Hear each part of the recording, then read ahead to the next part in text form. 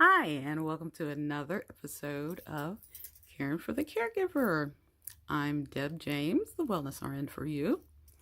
And today will be the final episode in our series on caring for the caregiver in honor of Women's History Month.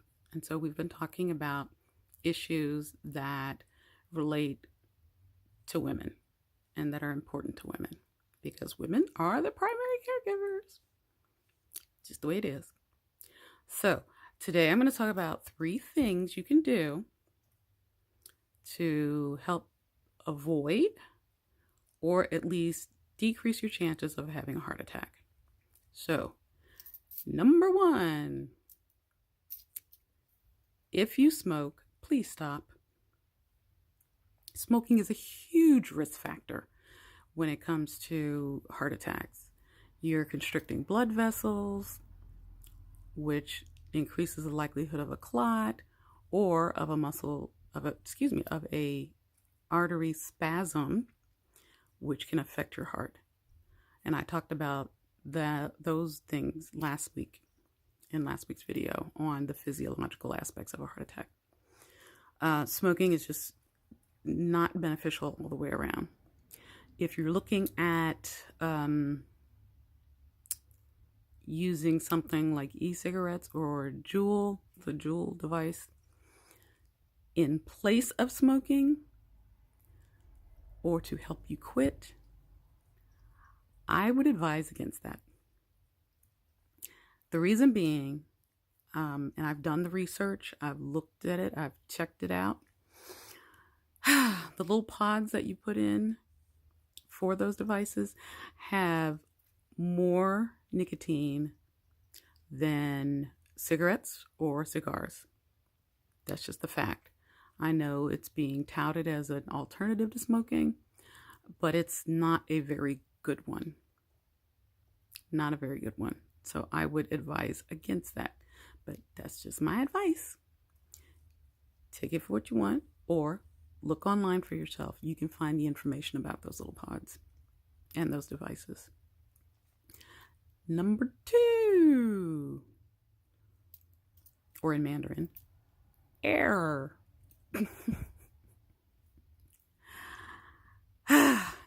Get moving.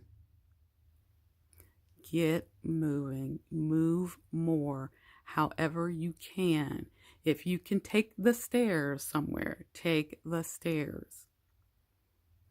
Some of the things that I do is, if I have a lot of groceries or things to bring in from the car, I will bring them in sometimes one bag at a time. Yeah, I probably could carry them all in at one time, or at least several bags at one time. But by carrying them in one at a time, I'm moving more. I'm spending more time keeping my body in motion. And those of you that know physics know that a body in motion stays in motion until it meets a force of equal or greater energy. So keep moving, even if it's just 30 minutes a few times a week. It makes a difference. The saying now is that sitting is the new smoking.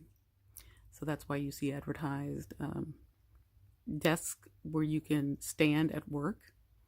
I know that when I worked nights at the hospital, I hardly ever sat.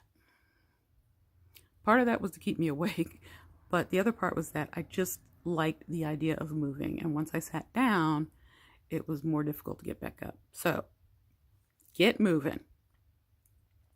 Number 3, cut back on sugar. And I know that's not easy. I don't say that lightly because that is one of my big bugaboos. But eating sugar has so many issues. 1, it's bad for your teeth. 2, it affects the insulin levels in your body. And it also affects how your cells respond to insulin. So that's something that you need to have working optimally. Here's a tip. If you are craving sugar, instead of grabbing a cookie or what have you, get some protein.